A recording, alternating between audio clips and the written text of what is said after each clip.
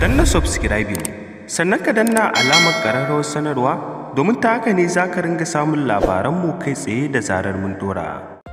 Labaran Hausa da ɗumi su daga ƙasar jamhuriyar Nijar, ƙasar Mali da ƙasar Burkina Faso. Mai sauraro barkanmu da wannan lokaci. A halin yanzu za mu kawo maka wasu labarai da ɗumi su dangane da al'amuran da suke faruwa a halin yanzu dangane da ci gaban ƙasar jamhuriyar Nijar, ƙasar Mali da ƙasar Burkina Faso, wanda mutane da yawa sun fito suna bayyana ra'ayinsu dangane da yadda mulkin yake kasancewa a ƙasashen, da yadda a yanzu haka ake so a haɓaka tattalin arziki da kuma yadda za a kawo wutar lantarki da kuma yadda man fetur zai wadata a ko'ina. Babu shakka waɗannan ci gaban da kuke ji mun lissafo muku ƙungiyar AES a kodayaushe babban burinta shine ta ga cewa ta kawo ci gaban da mutane za su yi alfahari da shi a kodayaushe. Ku biyo mu har ƙarshen wannan bidiyo domin za ku ji cikakkun rahotannin da za mu kawo muku a halin yanzu. Amma kafin nan mai sauraro muna roƙonka idan ya kasance wannan shine shigowarka channel ɗin nan ta farko, muna roƙonka da ka dangwala mana alamar subscribing kamar haka. Sannan kada ka manta ka danna mana alamar ƙararrawar sanarwa domin ta haka ne za ka ringa samun labaranmu kai tsaye da zarar mun dora. Mun gode sosai da kasancewa da mu da kai a wannan tasha tamu mai albarka.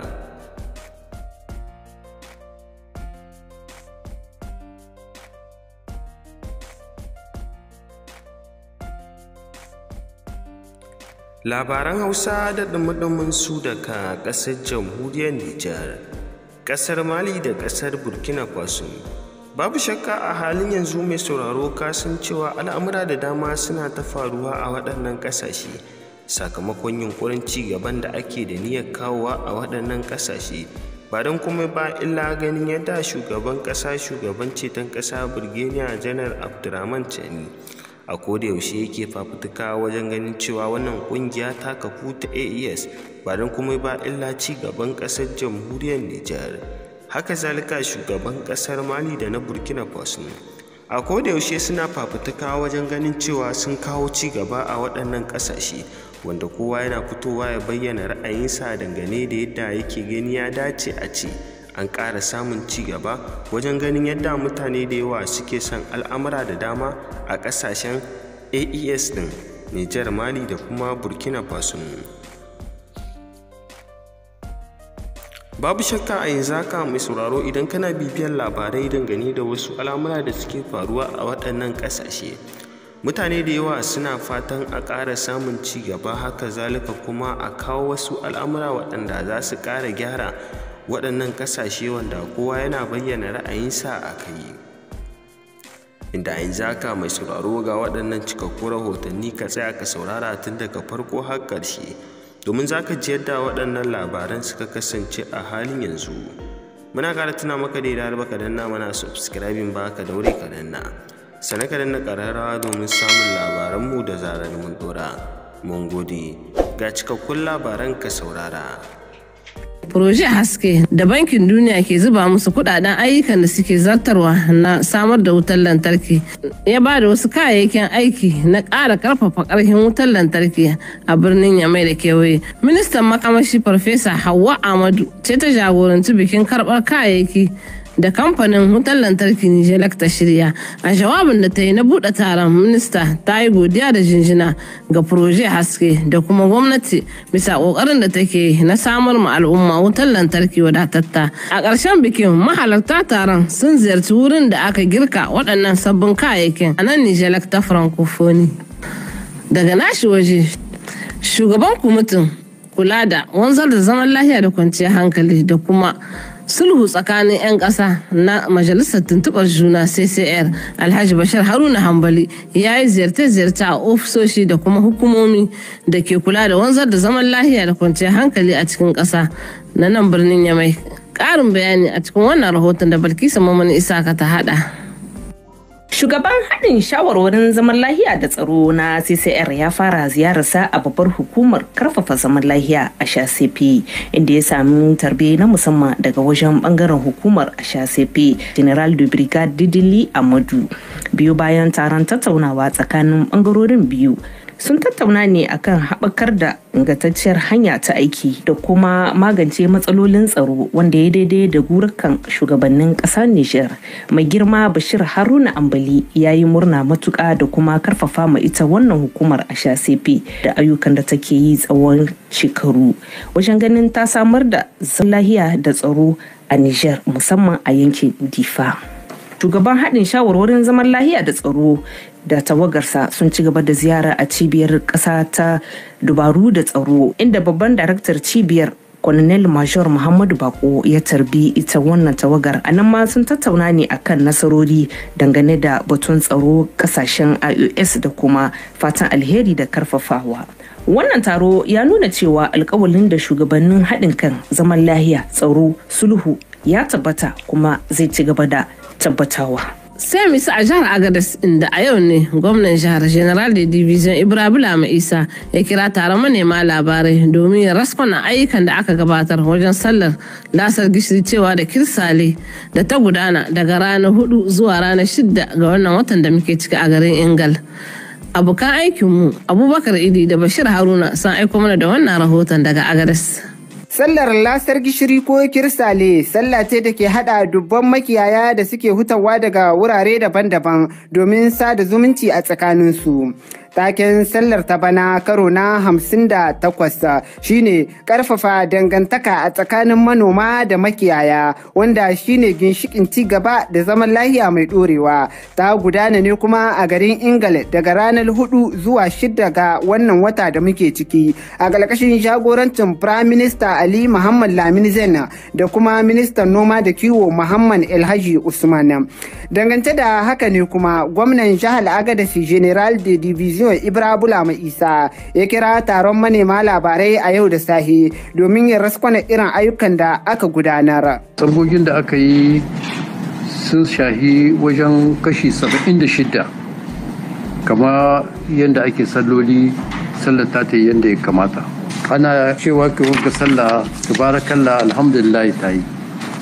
Bisa ga abin da ya shahi masu karɓar baki mutane da aka musu tambayoyi wajen kashi 80 sun ce ke wannan sallar to amma duk da wannan dai an yaba. Abin da ya shahi kuma dakunan karɓar baki mutum wajen kashi 70 da aka tambaya to wajen kashi 15 sun ce sallah ta yi kwarai, kashi 28 sun ba tabbacin haka su ma sun yaba sallar, sai kuma kashi 15 cikin mutanen da suka je suka ce wannan sallah bata musu ba. Bisa komisiyon wadda ta shahi sabga ta waƙoƙi da guje-gujen kuma mutane kashi 108 sun tabbata ke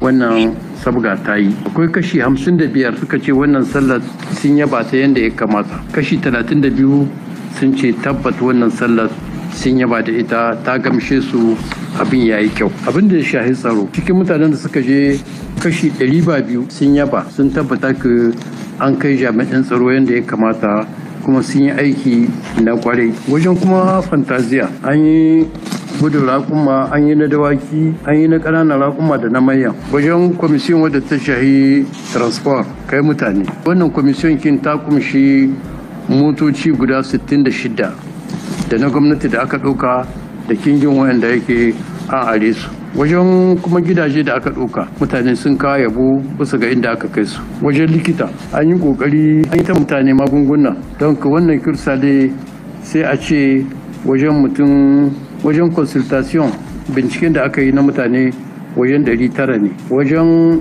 idanu an samu binciken wajen mutum 400, an yi musu tsaga ta ido wajen mutum 68. An yi bincike kuma wanda ya kamata mutane su tabbata an kula da su. An kula da matan da suka zo masu juna biyu, masu kuma ciwon diabetes, ciwon sukari, su ma an duba su yadda ya kamata. Wajen busashe, duk babban busashe da suka zo kuma wayanda ma allurai in aka tara duka abin da aka ma allura 219,384 duka busashe an gama da kanana da manya. Wajen kuma takardu na aihuwa mutum 2,115 aka ma takardun aihuwa. An ma mutanen Agadas mutum 602, mutanen Ingal 1,092, Adarbi Sanat 195, To mai sauraro, kamar yadda a yanzu haka ka tsaya ka saurari waɗannan labarai tun daga farko har ƙarshe, na san cewa ka ji yadda waɗannan labaran suka kasance a halin yanzu. Haka zalika mai sauraro, a matsayinka na ɗan ƙasar jamhuriyar Nijar, ko na ɗan ƙasar Mali, ko kuma na ɗan ƙasar Burkina Faso, na san cewa dole ka fito ka tofa albarkacin bakinka dangane da yadda kake gani waɗannan labarai sun kasance a halin yanzu. Haka zalika mai sauraro, na san cewa kai ma a matsayinka na ɗan ƙasar jamhuriyar Nijar, ko na ɗan ƙasar Mali, ko na ɗan ƙasar Burkina Faso, a koda yaushe fatanka shine wannan ƙungiya ta ƙara samun ci gaba, wanda kowa a yanzu haka burinsa idan wannan ƙungiya ta samu ci gaba to tamkar ƙasarsa ta samu ci gaba, don wannan ƙungiya ita ce take matuƙar taimakawa waɗannan ƙasashe guda uku, Nijar, Mali da kuma Burkina Faso. A halin yanzu mutane da yawa daga ƙasar jamhuriyar Nijar suna yabawa shugaban ƙasa Birgeniya Janar Abdurrahman Chani. Haka zalika suna yabawa shugaban ƙasar Mali da na Burkina Faso, wanda kowa ya kamata a ce fito ya bayyana ra'ayinsa dangane da yadda yake gani ya dace a ce a yanzu haka an ƙara haɓaka abubuwa da yawa sakamakon mulkin da ake gabatarwa a halin yanzu, sakamakon yadda kowa yana taya mutanen ƙasar jamhuriyar Nijar da na Mali da na Burkina Faso murna akan cewa sun samu jajirtattun shugabanni waɗanda a kodayaushe aikinsu shine su daƙile cin hanci, haka zalika kuma su daƙile zuwan 'yan ta'adda cikin wannan gari. A yanzu haka mai sauraro, me za ka iya cewa dangane da waɗannan rahotanni da ka saurara a halin yanzu? Haka zalika wannan fata za ka yi wa waɗannan mutanen akan irin abubuwan da suke yi a halin yanzu? Muna so mu ji ra'ayinka a ƙasan wannan bidiyo dangane da yadda ka saurari waɗannan labarai. Mu da yanzu haka mai sauraro, nan muka kawo ƙarshen wannan rahoton namu. Kai kasance da wannan tasha ta mu a kodayaushe ta hanyar dangwala mana alamar subscribing kamar haka. Sannan kada ka manta ka danna mana alamar ƙararrawar sanarwa, domin ta haka ne za ka ringa samun labaranmu kai tsaye da zarar mu ɗora. Mun gode.